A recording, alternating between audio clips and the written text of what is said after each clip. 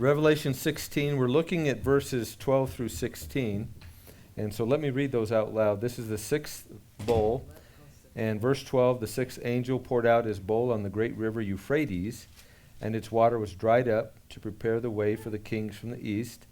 And I saw coming out of the mouth of the dragon, and out of the mouth of the beast, and out of the mouth of the false prophet, 3 unclean spirits like frogs, for they are demonic spirits performing signs, who go abroad to the kings of the whole world, to assemble them for battle on the great day of God the Almighty. Oh, thank you.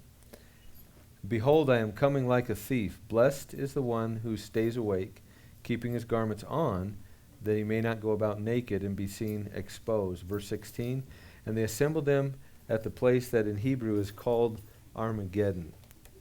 And so we've talked quite a bit about, last time, you may recall, we kind of summed up some of the effects of these bowls, of these judgments. Are you able to see that okay? Is that too glary? Okay. Is it glary? Okay. Is it, you know what, I don't know what we do about that other than maybe just move that light out of the way for a minute. Or put it down. Oh, that's good, that's good. Good? Okay, just the angle, much better. Thank you. Thank you for the candy and the water. And we've mentioned, so we looked at kind of the sum total of what's going on. We've concluded unbearable misery. We talked last time about some of the things that aren't necessarily mentioned.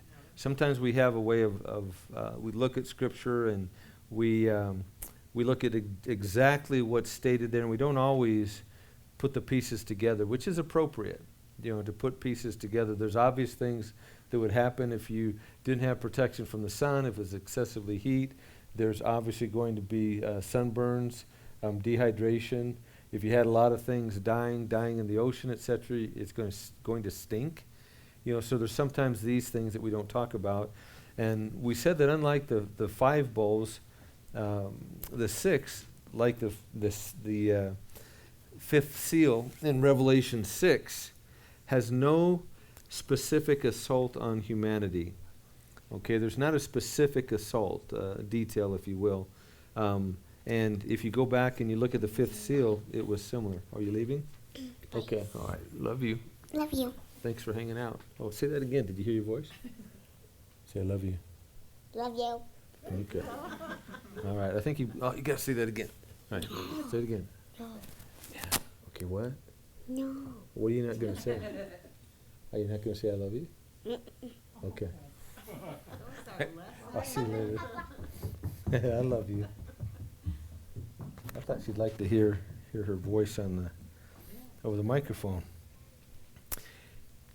And if you go back to Revelation 6, 9 through 11, we're not going to look at it, but the 5th seal, like the 6th bowl here, there's no specific assault on humanity, but it prepares for what is to come in both cases.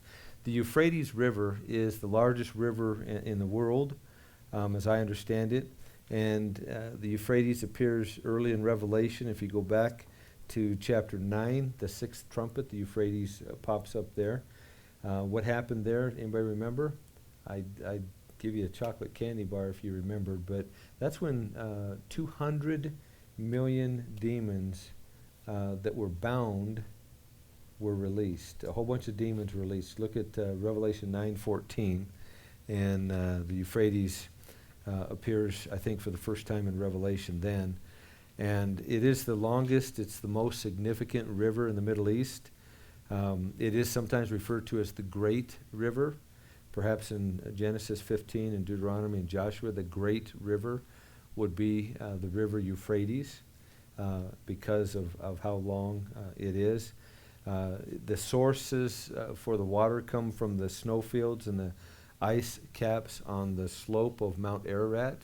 Everybody familiar with, at least with the name Mount Ararat, is in Turkey. And it is believed by some that that's where the ark, Noah's Ark, is. And there's been some interesting writing. It's frozen year-round. They believe that the ark may be frozen in the tundra on top of Mount Ararat. Kind of a fascinating idea and plausible. 1,800 miles. So from Mount Ararat, the Euphrates River flows 1,800 miles and it empties into the Persian Gulf. In ancient times, the Garden of Eden was located in the vicinity of the Euphrates. The Euphrates formed the eastern boundary of the land that God gave to Israel in Genesis 15. And along with the other, one of the other main rivers is the Tigris. The Euphrates is still the lifeblood of the Fertile Crescent. So when you historically, you'll see the Fertile Crescent, and you'll see these two rivers in particular, and how they play into the Fertile Crescent being the Fertile Crescent. Without the water, it would not be very fertile, wouldn't be very good for it growing. So by the time the sixth bowl is poured out, the Euphrates is going to be very different than it is today or than it's ever been. Of course, it's already much different, they believe, than what it was historically, which makes sense. But even during these judgments that we've read a little bit about, what's going to be happening here? Well, first of all, if you have this massive heat, if the blazing heat from the sun that's associated with the fourth bowl is going to melt away the snow, it's going to melt away the ice caps on Mount Ararat and more. And what's going to happen? Methane gas. The volume, nothing good? Is that said? Yes. Yeah. By the way, I heard that I got a note in. This is a complete aside, not completely, but yeah, in Snowflake they had. There's a facility I go to that's on alert to relocate because of a flood in town. Have you heard that, George? So apparently. Yeah, that's what I just got the text. Well, late last night, got an alert that there's, facility where people are on alert to relocate because of potential flooding. Which I'm thinking, where's the water coming from in Snowflake?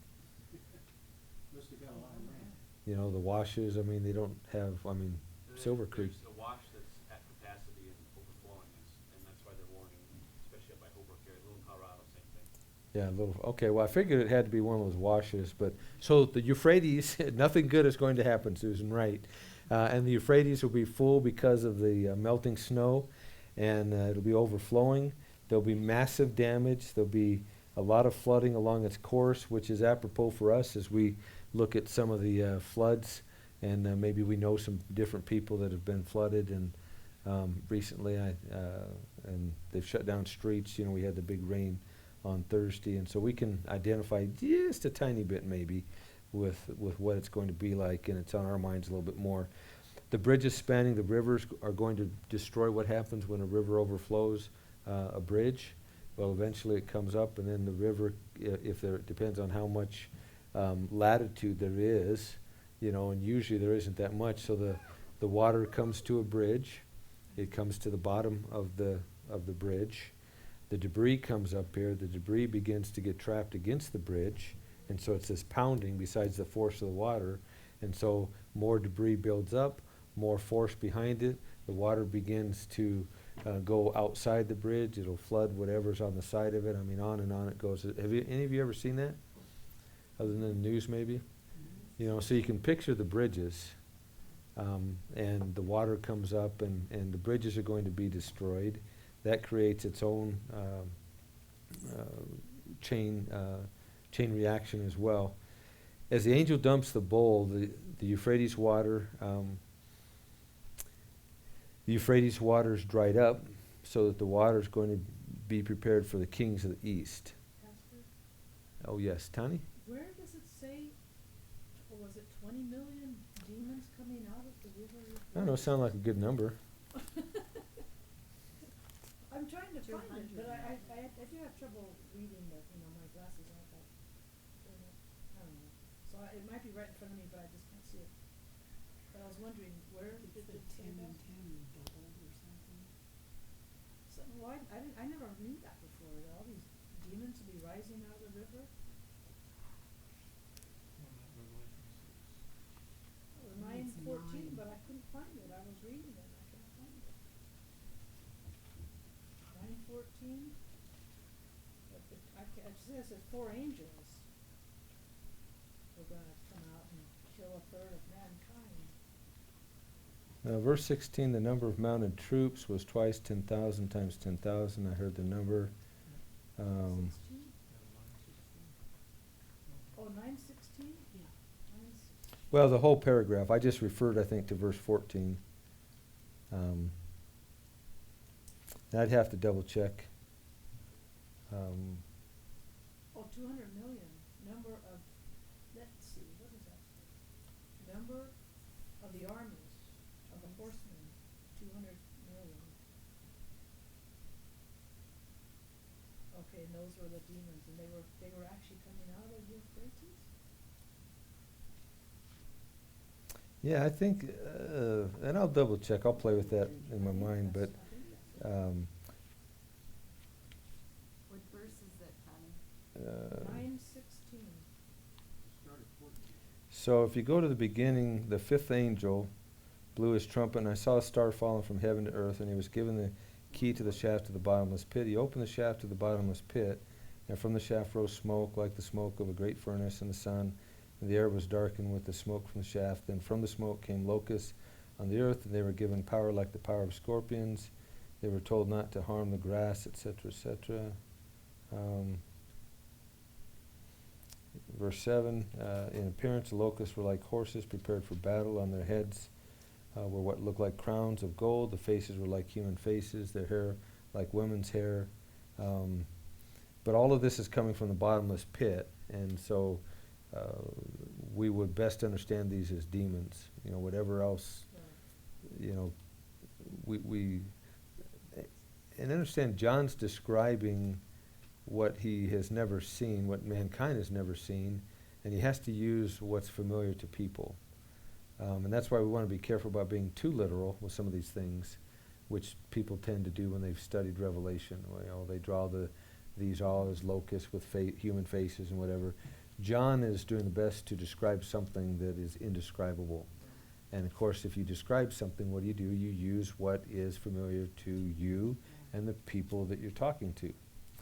Now, the problem in eschatology many times is when Christians have come this and they've drawn these figures, exactly with these features, and John is very clear that this is what it looks like. They were like this, they were like that.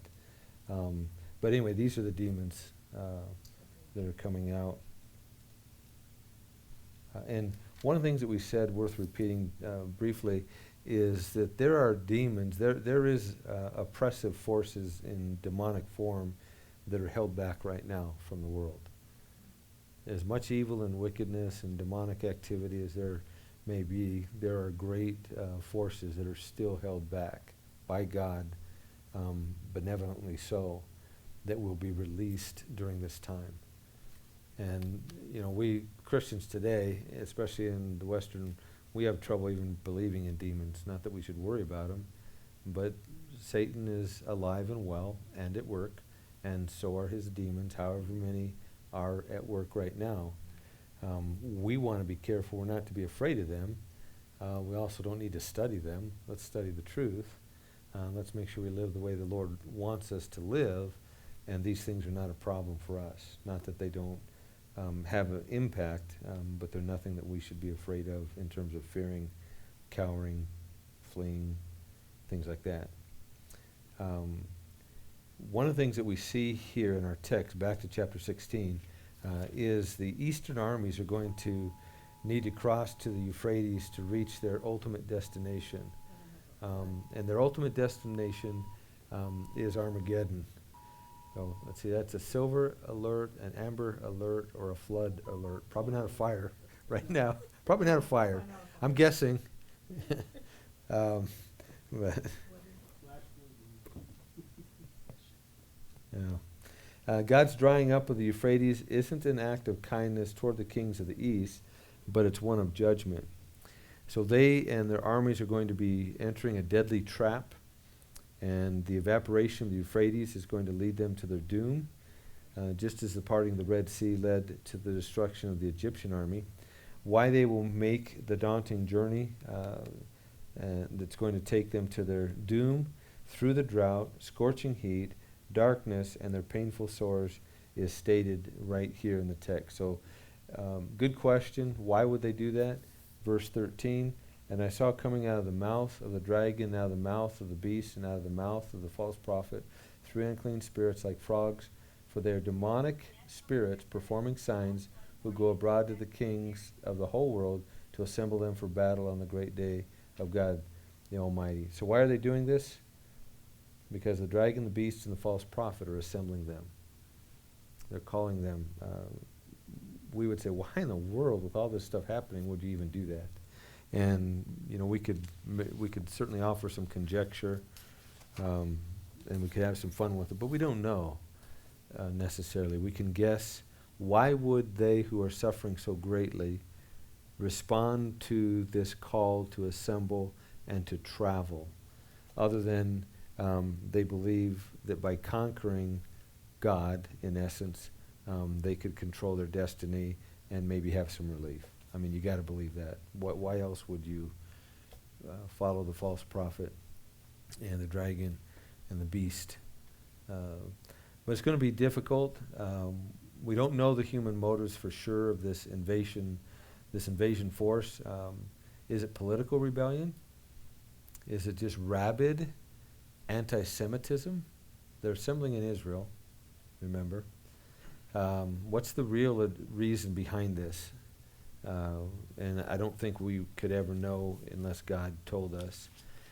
In this vision, something out of a horror movie, somebody suggested, John saw coming out of the mouth of the dragon and out of the mouth of the beast and out of the mouth of the prophet, 3 unclean spirits, like frogs. What does a mouth symbolize, by the way? It comes out of the mouth. What does a mouth symbolize? Well, influence, persuasion, right? So when you think of the mouth, you think of somebody trying to inform you, persuade you, influence you. And so the mouth, the dragon, and out of the mouth of the beast, and out of the mouth of the false prophet. So the idea is it symbolizes the source of influence. These 3 beings are the source of influence. This is what we called in the past the unholy trinity. The unholy trinity here, the dragon, the beast, and the false prophet. And these unclean spirits is how John describes them, come out of the mouth of this unholy trinity. The dragon is Satan, the beast is Antichrist, and the false prophet is the false religious leader, if you will. And we shouldn't interpret these as literal frogs. That's not, I think, at all what John is saying. But why would he use the idea of frog? What might it be if it's not a literal frog? And he's talking about unclean spirits. Something ugly and crawling. You're kind of close, Tani. Yeah. Frogs were unclean animals.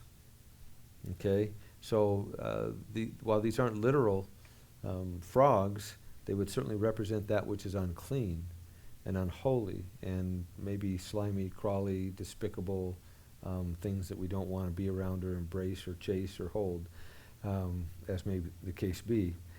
John identified this frog-like apparition, if you will, as spirits of demons. Now it gets a little bit more graphic, doesn't it? These revolting, disgusting, little slimy, cold-blooded, vile, whatever you want to call them, frogs. And now he says these are demons. These are the spirits of demons. And these demons seduce the kings from the east into making this journey to their doom in Armageddon under the deluding influence. As part of the deception, the demons are no doubt going to perform supernatural signs.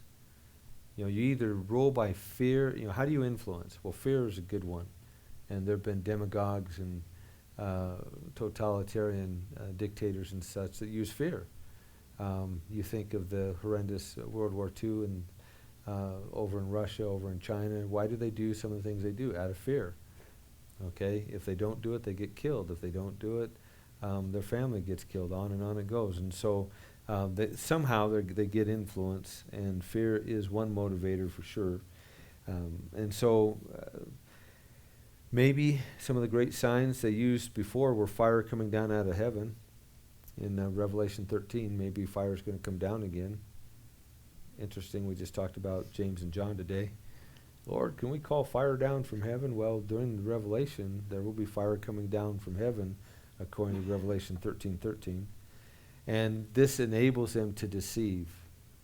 It enables the unholy Trinity to deceive the people, the leaders, the kings especially, that will assemble these armies. Those who dwell on the earth because of the signs which it was given him to perform in the presence of the beast, Revelation 13:14. He was even to persuade those who dwell on the earth to make an image to the beast who had the wound of the sword and has come to life. This is all from Revelation 13. So these unclean spirits of demons will work lying wonders to deceive the eastern kings. And that shouldn't surprise us or seem impossible to us. These demons are going to have powers of deception. It shouldn't surprise us. Okay? Shouldn't surprise us at all. Jesus predicted that false Christs and false prophets are going to show signs and wonders. And why? In order to lead some astray. And to do so, even if possible, the elect. Mark chapter 13 and 2 Thessalonians chapter 2.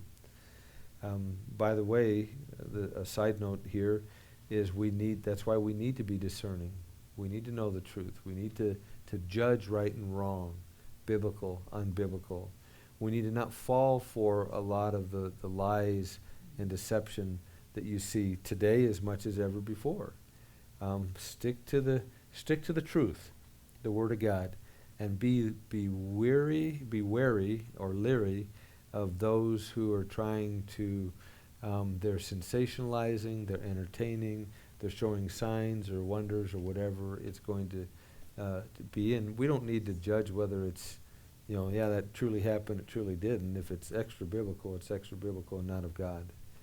And this is what they're going to be doing. These will be legitimate signs, miracles, if you will, and the false prophet especially is going to perform them. And the spirits of demons are going to perform them in order to deceive. And it's a little bit sobering when we read to deceive, if possible, the elect. Is that a little bit sobering? To think that even, but it's also encouraging. The encouraging part is, if possible. The influence, the persuasiveness of these miracles is going to be great. But if you're truly saved, you're going to discern. And that should bring us comfort. Alarm us on the one hand, comfort on the other, and that's a good thing. These demons are going to have even greater powers of deception than we've seen so far. That's even the deception that we see there in Revelation 13. These demons that are coming out here are going to be more deceptive than anything that's been seen heretofore. The mission of the demons is to gather not just the eastern powers of the world rulers and the armies to join the forces from the east for the war of the great day of God, but in their pride, in their ignorance, in their folly, the demonically deceived nations of the world are going to converge on Palestine to do battle with God himself. And take a look at 17, skip to the next chapter for just a moment, and notice verse 12, and the 10 horns that you saw are the 10 kings who have not yet received royal power, but they are to receive authority as kings for 1 hour together with the beast. These are of one mind. I'm reading verse 13 now of chapter 17. These are of one mind, and they hand over their power and authority to the beast. Verse 14.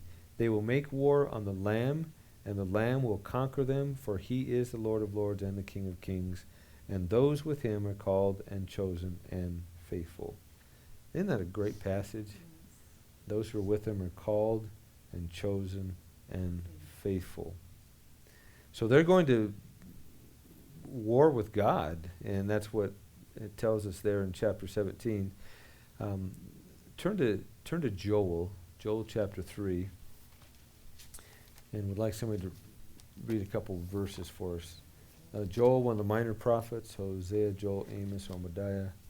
So turn to Joel chapter 3, or you can turn to the last chapter, whichever one you want.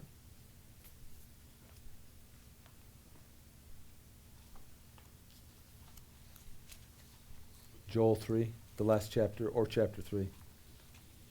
It's your choice. Verse? 2. Let's let everybody get there. Caleb, if you're going to read it, thank you. And then I want you to read verse 2 and then skip down to verse 9 and then read that section 9 through 13. But let everybody get to it. Some people are still turning.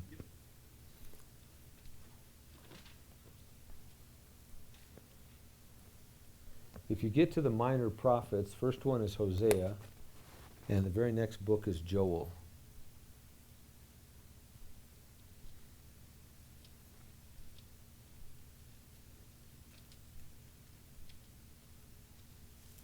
Thank you.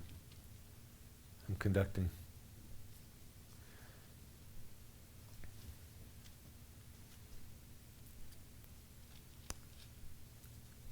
Joel has a lot of unfulfilled prophecies, a lot of end time, last day prophecies are yet to be fulfilled, even though it's a pretty small book. So it's Joel 3:16? No, it'll be 3:2, and then Caleb will read verses 9 through 13, but we'll make sure everybody gets there first. And I hope you'll tie this into what we're studying here. This is an important passage in Joel that helps bring clarity and helps show the connection between the Old and New Testament rather clearly.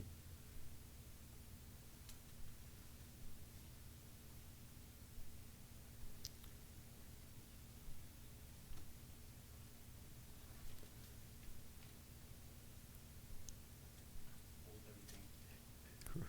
No rush. Ezekiel, Daniel, Hosea, Joel. Yeah.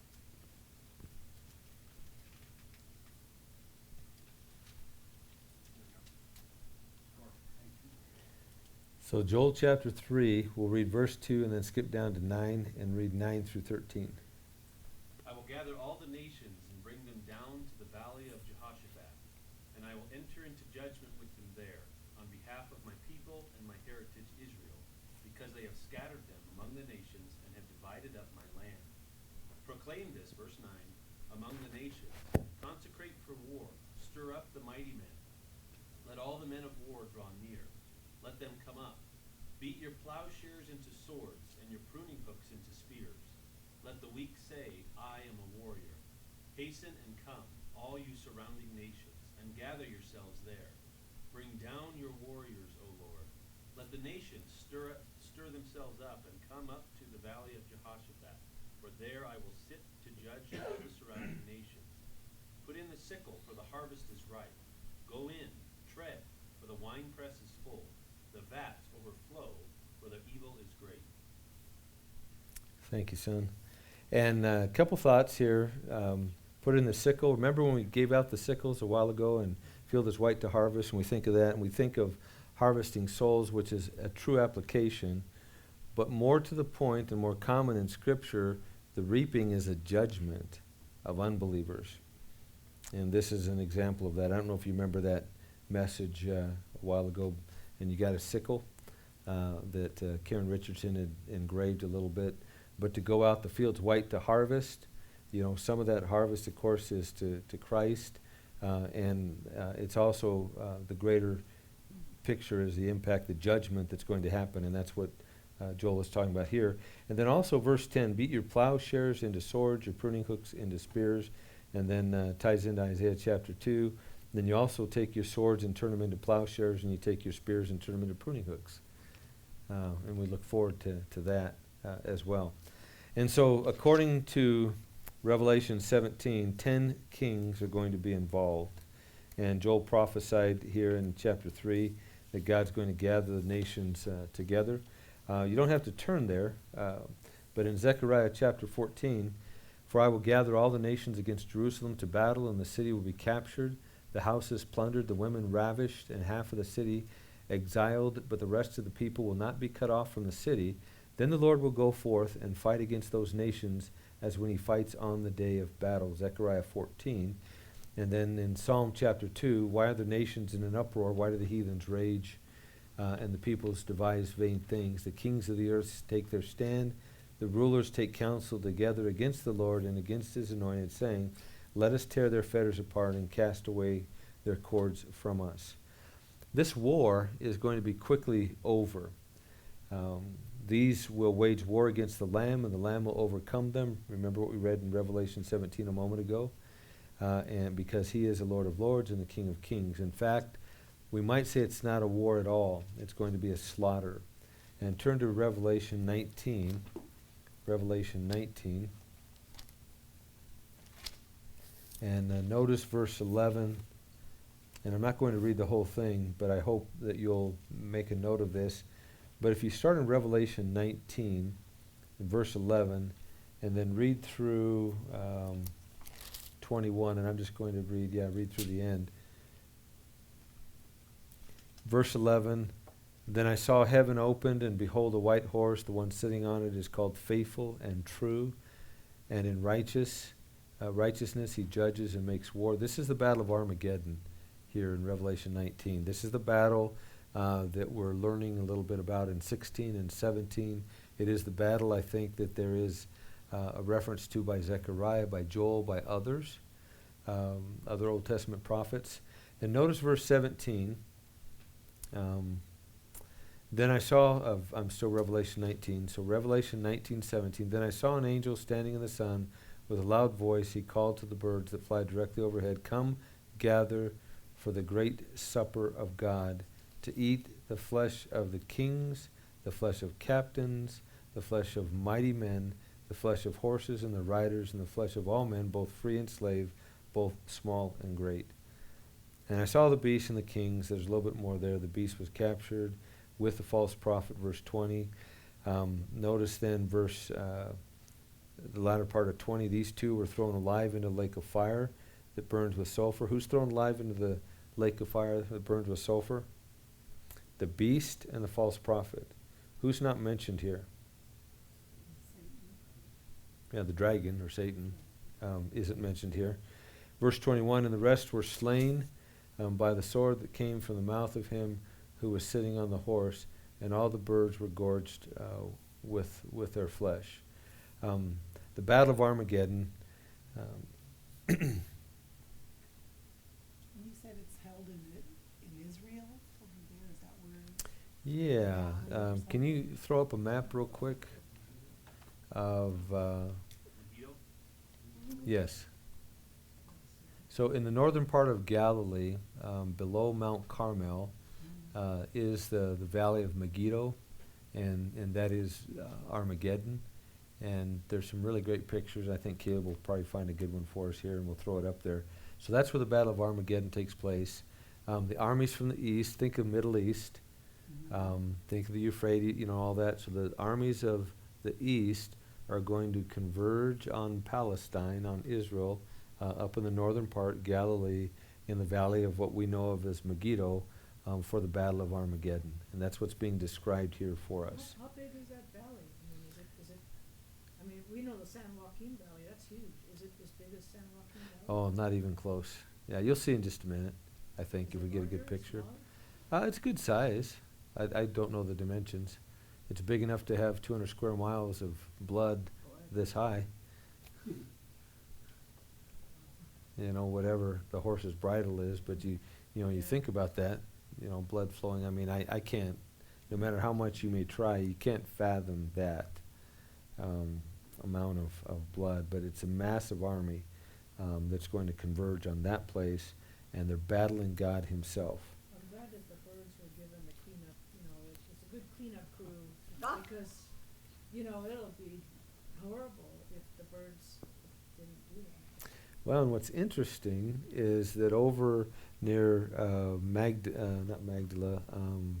Gamla, this side of it, there's these vulture-type birds that have fairly recently began to gather in that area, and recently, maybe in recent years. And these are some kind of a vulture kind. When we were there last, Dr. Bob pointed them out. You saw them, or they're like condors? Kind of like, but they're not condors, they're not vultures, I don't believe. But it's the same thing. Are you finding it? Okay, where's Carmel? Give me a point of reference. Mount Carmel. Carmel Corn. Okay. Well, there's the Valley of Megiddo. You can get an idea. What's the scale on that? 2,000 feet would be about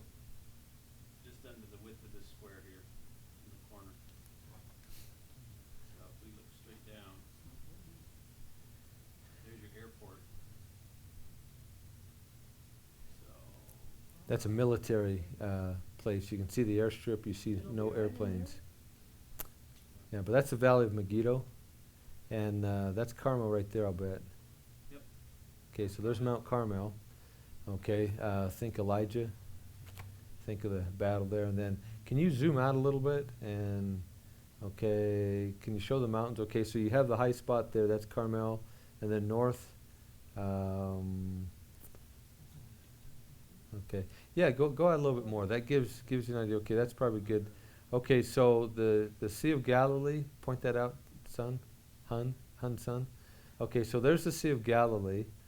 Okay, and point out Mount Carmel. Just above there, right there. Okay, so there's Mount Carmel. Okay, generally speaking, you would consider that whole area between Carmel and you have that, see that, the high part, Arbel Cliffs, just Over here? No. Where is right it? there. No, Here? left, no. Here? Okay, right there, stop. Right there. I'm getting seasick. Okay. So you have, if you can picture my mind and what I'm pointing to, so you have the high points. Arbel Cliffs are high above the Galilee, and then to the left, that's all elevated area. Then down Oh, hold on. below it, that's fine, son. You can kind of tell that there's a bowl of sorts there. You have elevated terrain all the way around from Mount Carmel on the west, the Arbel Cliffs, and that's, they call that plain, that plateau, but that's an elevated area. You have an elevated area above it and an elevated area below it. So Megiddo forms a pretty nice bowl, and that is where the Battle of Armageddon will take place. Circle where the thing is, make a circle where the, Yeah, that white area right there. is it to the right? No, just think of that white area. What are we trying to find? The circle of the valley. Armageddon. Right, just go. So here, can you see the cursor at all? Not well. I can see the cursor. Cell elevation's 2,000. 2 seconds here. I need a stick to point. Cursor, no. Yeah, that's right, I need a pointer.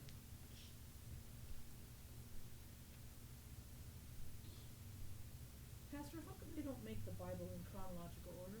I'm looking for a Bible that's in chronological. You can buy one. Here we Do go. they have them? Oh yeah. Oh, I Yeah. don't Right know here. that, I haven't Yeah. seen any. Okay, so There's Carmel. Okay, Here's the high point. is it right below Carmel then? That little white space? okay, go to the white space in between. So you're talking about here? Yes. Okay, that's going to be the lowest part, generally to that and to the left and right of it. But it's a huge valley, all around there. Thank you for the little bleeping circle. That helps us. Yeah. Okay, so you get an idea of It looks like there's mountains in there too, though. They're It's like a hills. valley that has Israel, mountains in it. Tani, Israel has no mountains. They're hills. Hills, well, yeah, I So agree. it's Their, only their mountains are like 2,000. Tucson, Phoenix foothills. 2,000 feet, right? They call them mountains, though. Like Tennessee and all those places. So They're you not can kind mountains. of. Yeah, that's not bad. So that gives you a perspective, I think. Hopefully it's helpful. And so there's farms, there's homes, there's all kinds of business. There's a big Israeli airport, a military installation there, right in the middle of it. I have shared before that when we were there one time to hear the fighter, you just don't hear planes, by the way, over Israel, any planes, period. Airlines never come over Israel. They come over the water and land in Tel Aviv. They go out over the water. And you don't even hear the fighter plane. Typically, you don't hear fighter planes or anything else. However, one time at Carmel, heard fighter jets, which we're familiar with, and out of nowhere you could hear them coming, and boom, they land, they disappear. I mean, as quick as you could imagine. They're on the ground and they disappear under the ground. It's kind of cool. And it's kind of eerie when you realize, I haven't heard a plane for 2 weeks. Did you say underground? Mm-hmm. They disappear underground. Yeah, they have in-ground bunkers. They're pretty sophisticated, as I understand it. Good, they should. Yeah, but it's cool to hear the fighter jets, and then to recognize this is unusual. What's going on? First of all, that's your first thought, because in 2 trips before, you never hear a fighter jet. You just don't hear anything. Yeah. And only the last one was there even a helicopter over Jerusalem, and that's when they had some pretty significant unrest, and people got killed when the Sabbath was coming. But and we did hear and saw some helicopters. Something else that's impressive if you're in Jerusalem, when there's tension, and there was a lot of tension, there were some people on the Temple Mount getting in our face, the gals with the black masks, and I don't know what they were saying, because I don't understand their language. Well, they weren't happy, and they were right in my face hollering, blah, blah, blah, blah, blah. And anyway, and I think that's when the 16-year-old boy was, that weekend, was shot with a rubber bullet and died, and they tried to run over some Hasidic Jews with there in the intersection. It's pretty, but what was impressive is here you are in Jerusalem, you got the wall and all this, and out of nowhere, hundreds of soldiers just appear. They're everywhere, but you don't see them. And they're I don't know if they're underground, or boom, they're there, riot gear, they take control. It's Israeli, and understandably so. Well, let's, couple thoughts, and we're going to finish this portion. What I started to share, any question on this, and Tani, does that help, by the way? Yes. Seeing that, so that's where the Battle of Armageddon will take place. And so these armies are coming from the east, Middle East, think Iran, Iraq, Pakistan, Afghanistan. They're coming from that general area, assembling an army, following the dragon, the beast, the false prophet, and 10 nations will be involved, and they're going to assemble, and they're going to fight God, Jesus, on the Lamb on the white horse, and they will be defeated quickly. The prophet, false prophet, and the beast will be cast in the lake of fire. Satan and the cohorts at the end of the tribulation, of course, they're going to be sequestered, released at the end of the 1,000-year millennium for the final battle, and that battle is called the Battle of Gog and Magog. And let me share this and bring this all to conclusion. I think we've covered it pretty well, and I'll look over the notes and see if there's something else we want to add before we go to the seventh bowl next time. But the battle is going to be over very quickly. Jesus is going to return to rescue his people and defeat his enemies. The slaughter of the world's armies is going to be unimaginable. Remember the blood splattered several feet high, perhaps running in streams throughout a distance of 200 miles. The sixth bowl is setting the stage for the brief battle of the seventh and the final plague is going to hit. So this is a short battle. The seventh plague in verses 17 through 21 is about to happen. And the seventh bowl is the final outpouring of the wrath of God. So, any questions or comments? So is the elevation 2,000 feet for that area on the map? Is that the highest point? Sure. I have no idea. Oh. Well, like you said, rolling hills. Yeah, their elevation is low, and their mountains. Mount Hermon is the biggest mountain in, I think, anywhere, in Israel, and that's the northern border. But they call them mountains. You have Gerizim, and you have above Shechem, and you have the other one, Ebal. And they're like, Mount Gerizim reminded me of a mountain. If you've ever been to Tucson and you see a mountain, Yeah. and you drove up there, I used to run up there all the time or take recruits up there, and it's a cool thing. But Mount Gerizim, when I first went there, reminded me of a mountain. And I don't know if that's exactly the same, but in my mind, the height of Mount Gerizim and a mountain remind me the same. So yeah, it's a pretty flat area, low area, foothills. And then they have their tells, T-E-L, and those are the hills. 14, and many of those are civilizations that have not been dug up. And it's believed that somewhere around 14,000 of these have not been touched yet in Israel. And that's where a city or a town existed, and usually when it got destroyed, they'd build on top of it. And so you have this, they just look like hills. They look like the Midwest with a hill with grass growing on it. And it's fascinating to think that underneath there, because you're in a country that's been around and had civilization for 4,000 to 6,000 years, at least. Any comments, questions? Caleb, anything to add? Oh.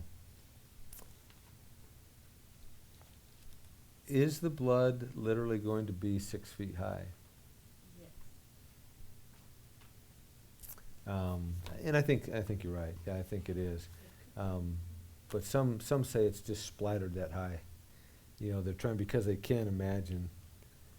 Oh, yes. Okay, 6 feet high. Thank you. Thank you for that clarification. I thought this worked pretty good, but I'm up a few inches. Oh, Matt did that. Well, I think Matt. I pointed out there. I'm like, what is he saying? 6 feet here? Well, I'm counting a few inches of the ground, but you're so from where I am. Yeah, as tall as the George. Right? Matt, why don't you close in prayer? How's that? Father Thank God, you. we just thank you so much for the clear teaching of your word, and we just praise you that we have a pastor that looks into these things and prepares the meal and sets it before us in a way that we can understand. We just praise you for that. We ask that you bless each and every one of us here and all those that are not here as well. Bless us with a productive week in being about your business. Opening our eyes to all the opportunities that you set before us to speak the truth, to stand on your word, and just be about your business. We just praise you for the opening of our eyes. Yes. We look forward to seeing more and more eyes open. So, we look for you for that. Bless us this week. It's in Jesus' name we pray. Amen. Amen.